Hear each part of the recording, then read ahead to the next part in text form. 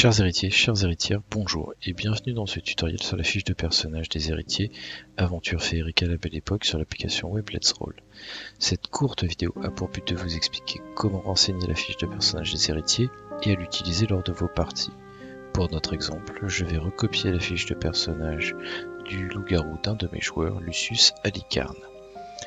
Une fois connecté à l'application Let's Roll, je vais dans le menu My Table et je sélectionne ma table des héritiers que j'ai créée au préalable, puis je clique sur Play Now. Comme c'est la première fois que je lance une partie, l'application me demande de créer un nouveau personnage, ce que nous allons faire ensemble tout de suite. Je renseigne le nom du personnage et je clique sur Create this character, ce qui lance le chargement de la table. Une fois chargé, cliquez sur l'icône du personnage pour faire apparaître la fiche pour l'instant vierge que nous allons renseigner avec toutes les informations sur le personnage. La fiche possède plusieurs onglets, masque pour les caractéristiques et les compétences, faux semblant pour les pouvoirs féeriques, combat pour les rencontres musclées, possession pour l'équipement, social pour les contacts, amis et ennemis, et enfin historique et secret pour noter la progression dans les secrets qui vous seront révélés au fur et à mesure de vos aventures. Je commence ici par renseigner le premier onglet qui correspond au masque car je recopie une fiche déjà créée. Si, tout comme moi, vous recopiez un personnage existant, vous pouvez bien sûr renseigner la fiche dans l'ordre que vous souhaitez. Si par contre vous créez un nouveau personnage à partir du livre de règles, vous commencerez par l'onglet Faux semblant. Je commence donc par renseigner le masque du personnage avec son nom humain, son activité,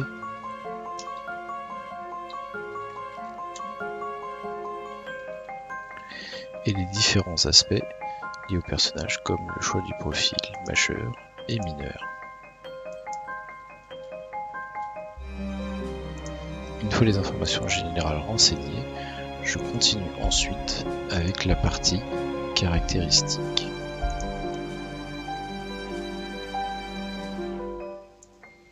Une fois les caractéristiques renseignées, le nombre de points de vie est automatiquement calculé et il ne me reste plus qu'à le recopier dans la case des points de vie actuels. Je peux passer ensuite à la partie compétences. Je commence ici par cocher les compétences liées au faux semblant choisi par mon joueur.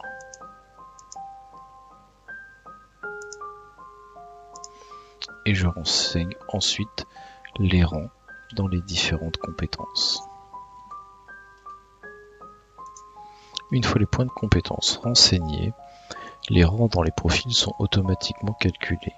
Il ne vous reste plus qu'à rajouter 8 points sur le profil majeur et 4 points sur le profil mineur pour déterminer la valeur des points de personnalisation.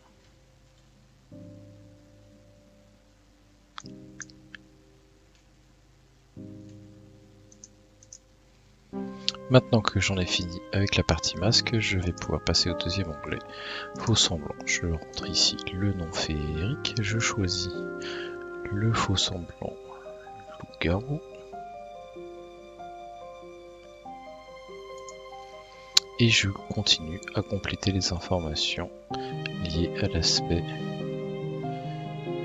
du faux semblant de mon joueur.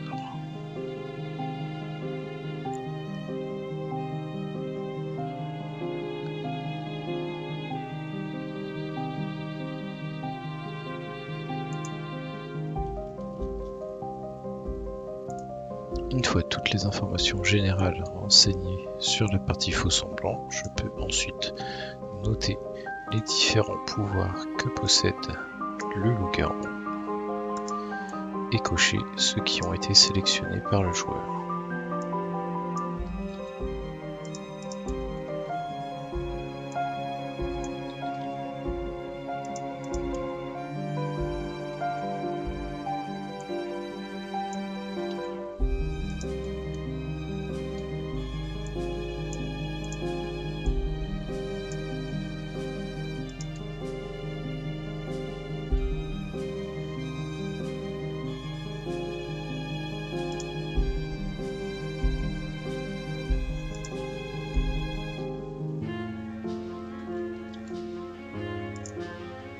fois les pouvoirs renseignés, je passe ensuite à l'onglet combat pour renseigner l'équipement que possède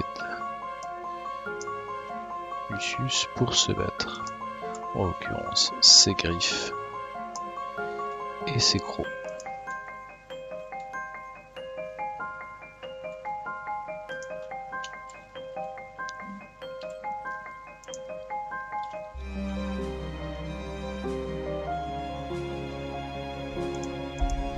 Lucius ne possédant ni armure ni arme à feu, je passe ensuite à l'onglet possession.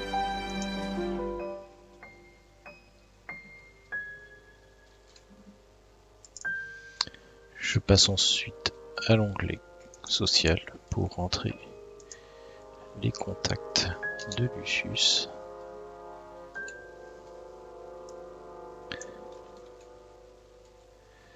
Ainsi que les deux différentes langues qu'il maîtrise.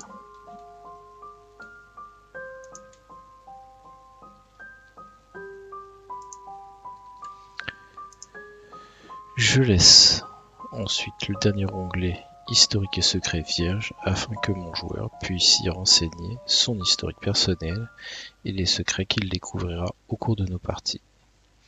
Il ne nous reste plus ensuite qu'à donner la touche finale à notre fiche en renseignant le score de masque et de ferry du personnage,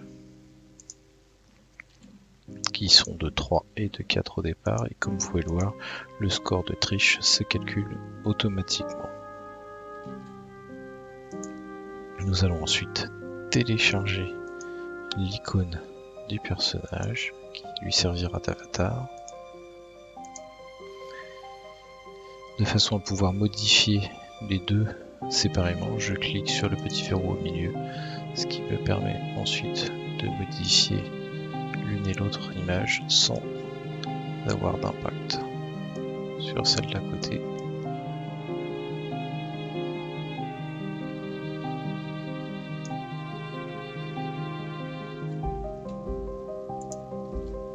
Et je clique sur Save.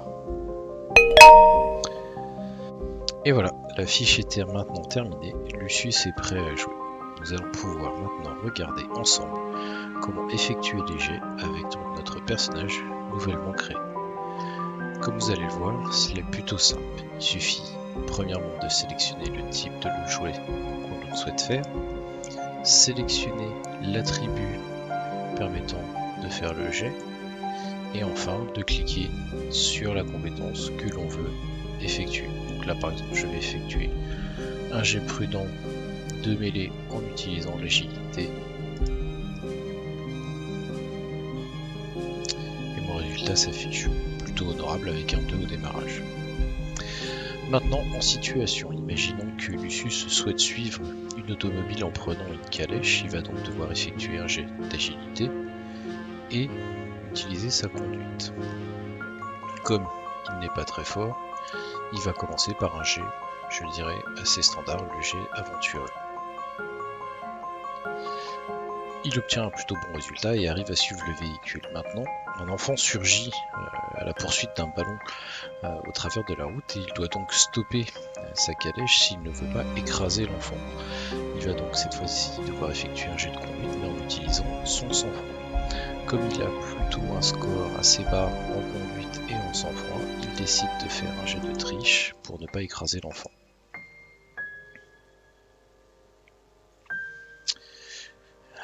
Grand bien lui fait puisqu'il fait un 9 s'il prend le meilleur de ses dés, mais comme vous pouvez le voir, un 6, un 5 et un 1. En utilisant des points de triche complémentaires, il peut modifier ce 1 en 4 ou en 7 de façon à obtenir une suite et avoir donc un meilleur résultat. Revenons maintenant à une situation de combat. Imaginons que Lucius ait été blessé lors d'un combat par une arme à feu et que sa condition physique est donc changée. Je vais ici pouvoir cocher le malus correspondant à son nouvel état qui sera appliqué lors de ses jets. Donc s'il réeffectue un jet d'agilité en utilisant un jet aventureux pour combattre avec ses griffes, il a vraiment du coup pas de chance cette fois-ci puisque comme vous le voyez, il a fait un échec critique avec le malus d'un demi PV qui a été calculé. Cette vidéo de présentation de la fiche de personnage des héritiers arrive à son terme. Je vous remercie de l'avoir regardée. Il ne me reste plus qu'à vous souhaiter que la féerie accompagne vos parties. À bientôt.